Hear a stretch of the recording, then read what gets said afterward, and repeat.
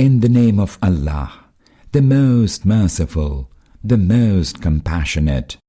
A beseecher besought the visitation of chastisement, a chastisement meant for the unbelievers, one which none can avert, a chastisement from Allah, the Lord of the ascending steps, by which the angels and the Spirit ascend to Him in one day, the duration of which is 50,000 years.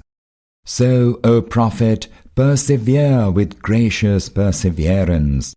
Verily, they think that the chastisement is far off, while we think that it is near at hand.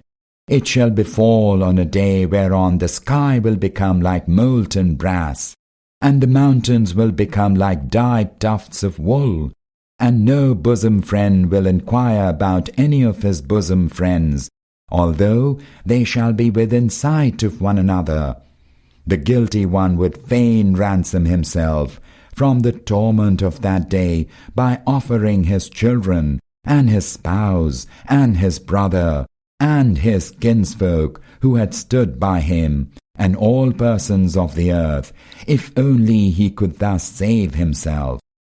By no means it will be the fierce flame that will strip off the scalp.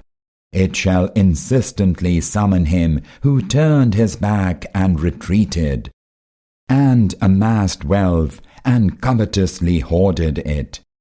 Verily, man is impatient by nature, bewailing when evil befalls him, and tight-fisted when good fortune visits him, except those that pray and are constant in their prayer, and those in whose wealth there is a known right for those that ask, and those that are dispossessed, those who firmly believe in the day of recompense, and fear the chastisement of their Lord. Surely, the chastisement of their Lord is a thing none can feel secure from, and those who guard their private parts, except in regard to their spouses, and those whom their right hands possess, for in regard to them they are not reproachable. But any who seeks to go beyond that, it is indeed they who are the transgressors, and those who fulfill their trusts and their covenants, and those who are upright in their testimonies, and who take due care of their prayer. All these shall live honorably in the gardens. But what is the matter with the unbelievers who are hurrying towards you in crowds, both on the right and on the left? Does every one of them wish to enter the garden of bliss? By no means. They know that which we have created them from. I swear by the Lord of the Easts and the Wests that we have the power to replace them by others who would be better than they, and we shall certainly not be overpowered.